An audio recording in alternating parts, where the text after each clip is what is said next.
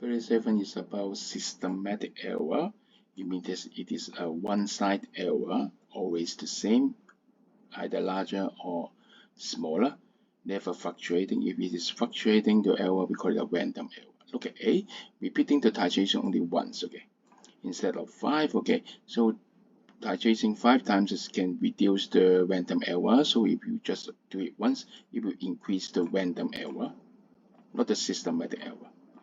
For option B, okay, using various bureaus. So if each bureau may have a different error, okay, so the error is different, maybe larger or maybe smaller, right? So it is also increase the random error, not systematic error. I'm sorry.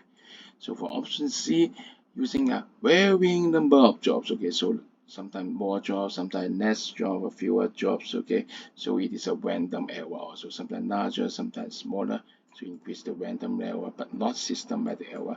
But for D, titration, okay, after 2 days, or after 2 days instead of on the day. So the change is a constant during these 2 days, okay. So the change of the sample is a constant, one-sided, so it is a systematic error. So the answer is D. Thank you.